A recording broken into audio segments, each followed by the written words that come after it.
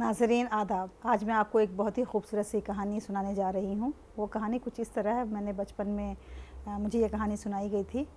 और कहानी कुछ इस तरह है कि पहले ज़माने में जब लोग गांव में चोरियाँ किया करते थे तो उनके चोरी करने का तरीका ये होता था कि जैसे अगर उन्हें जानवर चुराने हैं तो उन्होंने अगर भैंस या गाय को चुराना है तो पहले उसे रात के अंधेरे में वो उसे खोल दिया करते थे खूंटे से, और उसके बाद फिर उसे ले करके वो गांव से बाहर चले जाते थे।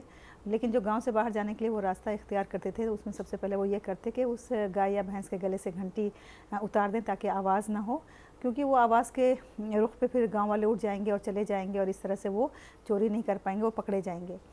उसके बाद वो क्या करते, उस घंटी को उतारने के बाद कुछ लोग उन गायों और भैंसों को लेकर के एक रास्ते से जाते और एक शख्स जो है उन घंटियों को लेकर के दूसरे रास्ते से जाता, ताकि जब गांव वाले उठेंगे और वो गांव वाले अपने गायों और भैंसों को देखेंगे कि वो खुल गई हैं तो वो उसी रास्ते पे जाएंगे जहाँ से घंटियों की आवाज़ आ रही है, और वो उसी तरफ दौड़ते चले जाएंगे और उस आदमी का पीछा करेंगे जो घंटी लेके जा रहा है, जबकि हकीकत में गायों और भैंसों को तो कोई और लेके दूसरे रास्ते से चला गया है।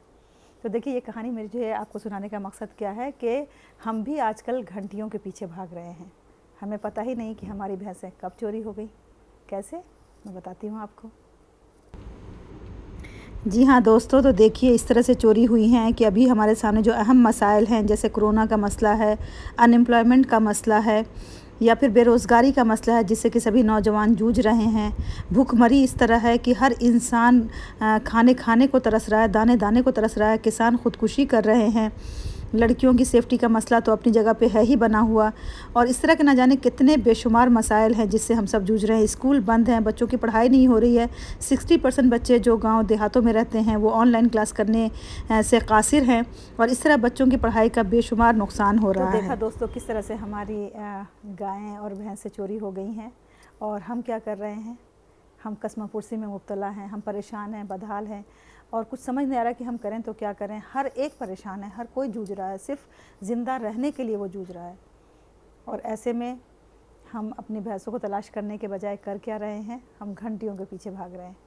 क्या है हमारी घंटियाँ, आइए बताती हूँ मैं आपको।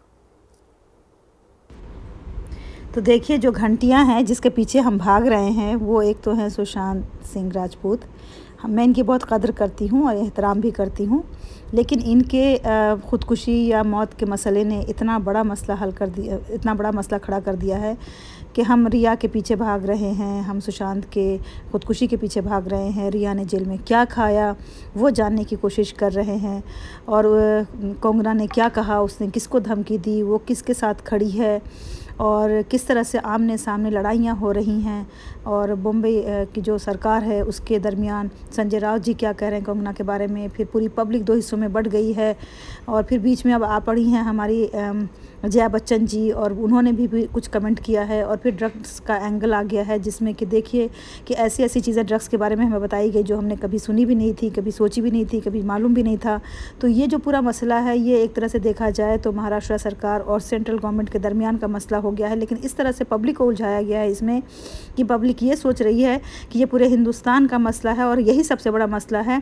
यकीन जानिए ये सब सिर्फ़ और सिर्फ बिहार के इलेक्शन के लिए हो रहा है, लेकिन हम सब ये समझ नहीं पा रहे हैं, और इस तरह से हम इसमें उलझ रहे हैं जैसे कि हमें ख़ुद अपनी ज़रूरतों का एहसास ही नहीं है, हमें ये होश ही नहीं कि हमारे साथ क्या हो रहा है।